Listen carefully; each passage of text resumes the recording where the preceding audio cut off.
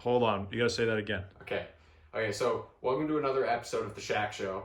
And in this episode, in this video, we're going to be going over something that I really changed my mind on this season, or I got my mind changed. I used to really preach about you want to use reels and drag, more specifically, that is as tight as possible when you're fighting large fish. And my whole philosophy for years was you really don't want the bass to be pulling much drag at all. And now I know a lot of guys are extremely successful in using those techniques where what you're doing is you're using big gear. I'm talking about a lot of people use 80-pound braid, and I say too, like I used to get made fun of for using such heavy gear because I would use really heavy gear and I wouldn't lose any fish. But I guess not the more sporting way, but a way that bass would get off when you're using your drag super heavy is if they got you on a rock, they're going to cut your line immediately because it's under tension.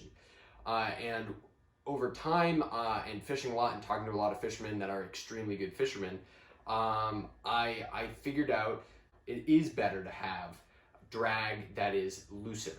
So there's a few reasons for this. Number one, it's a lot more fun to have, when you're fighting a fish, to have it take drag and whatever. But one of the main reasons for me is that when the bass is pulling your line and it gets you on a rock, because a lot of the time what we're using is 30-pound braid, it can rub you along a rock with 30-pound braid and your line won't snap.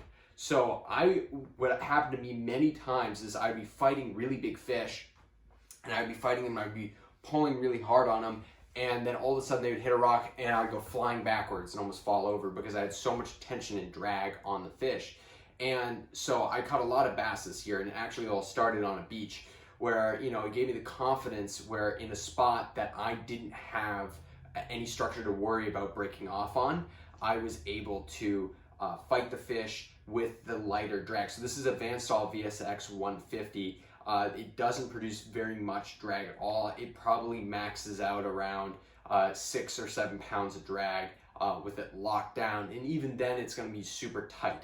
A really big striped bass can easily pull hundreds of yards of line from your reel with it pretty much locked down on a VSX 150 Van Staal. And so I've experimented a lot fishing with a lighter setup this year. We had a lot less really big fish around this year, so I was fishing lighter gear for the most part because a lot of our bass are smaller in general. And so what happened was the more that I fished with the lighter gear, the more confidence I got in my gear and really being able to fight these fish. And one of those main things that changed, as I was talking about, is the drag. Now I'm using lighter drag, and I've found that like my ratio of being able to hook and land these really big bass has increased, especially when they get you into rocks. And yeah, there's every once in a while a bass will hook the plug on a rock and it will get off in a different way. But there's even scenarios where you'll be fighting that fish and you will pop the line off the line roller and the line will be free spooling the fish to get it out of a specific place that is like where you're in trouble, where it's going to get you on a rock. So I would even be free spooling. One example recently is I had a bluefish that I hooked up on, and it was right next to a boulder, and it took me right over the edge of the boulder. I popped the line off my reel, I let it run out from where it was, and then all I had to do is get the line right back on the reel, and it was screaming drag and everything like that. Everybody thought I lost that fish, but I was able to fight that bass, and I ended up actually landing him in the long run because I was able to pop my line off of my reel and effectively open my bail and let it free spool and let the bass get or let the bluefish get away from the structure. And I've done the exact same thing for big bass. But in the most part, what you do is you loosen up when you're fighting a big bass. Say you hook it on top of a boulder, like in that scenario, and it takes you over the top of that boulder. Having a looser drag, even loosening your drag where you're still maintaining tension, but your line's going to be able to run over the top of the boulder, is a very effective way to not break off. And I was always like, okay, if I can get that bass up and out of that structure, then I'm going to be okay.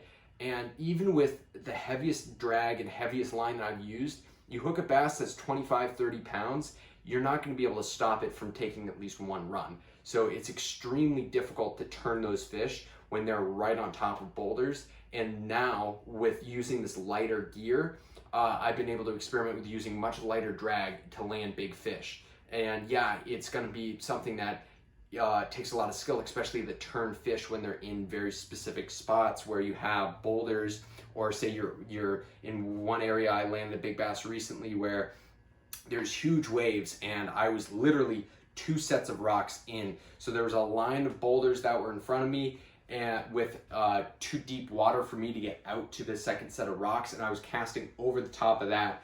I was able to get that bass that I hooked straight up to turn and go around the rocks, and I was able to fight it in this little gut that was in the rocks. Now, that's an extreme scenario where you had to really play the fish and get it to turn, and we can talk about that in a separate video about how to turn fish and maneuver them. But I would have lost that fish 100% because it took me down and over boulders, and I just loosened up, and I let him do it. I let that fish run me over those boulders, and I didn't end up breaking off because I was able to let it run. Now, using lighter tackle, it gives you more advantages as well for working lures. A lot of the plugs that we use on Cape Ann, especially for pencils and spooks, as far as pencils and spooks go, we will use a lot of small stuff, like 6-inch pencils.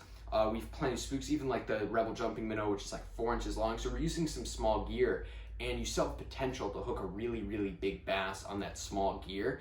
And so because you have the potential to hook really big fish, you would not be able to fish those subtler presentations with these big rods that would just overpower the lure in the long run. You'd have too big clips or too big line. Your rod wouldn't be able to cast it because it wasn't rated for it. Where now we can use lighter gear, and you can still use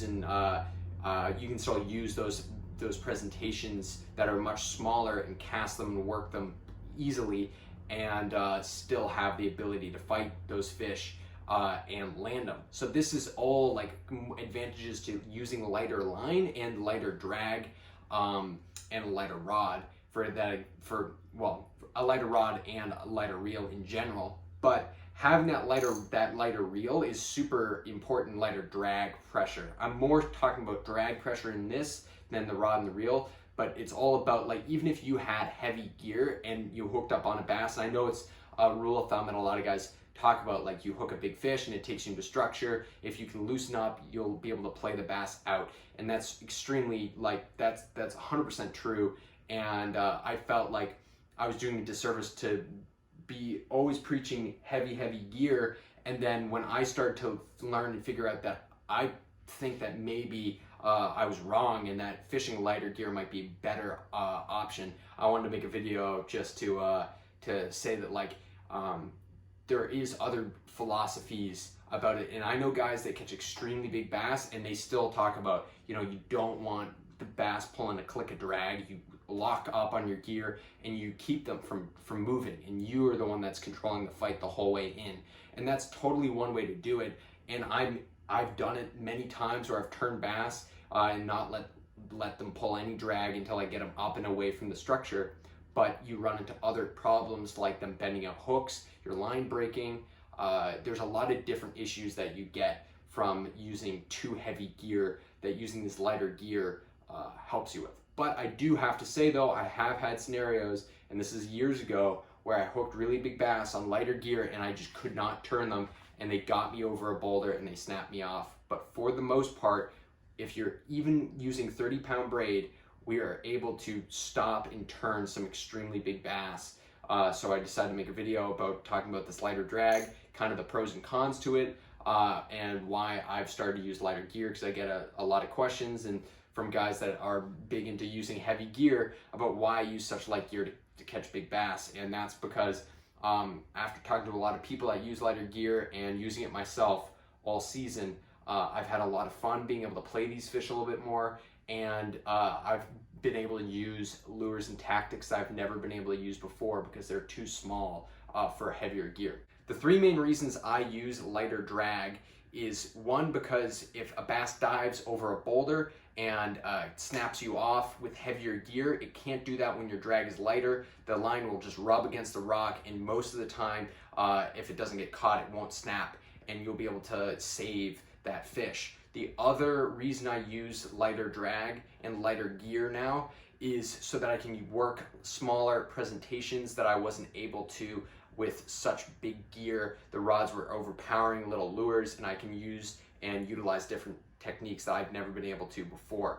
And then the last reason is it's a lot of fun to fight big bass on light tackle. You're able to play the fish, and it's a blast. So thank you guys for watching this video, and we're gonna be coming out with a lot more content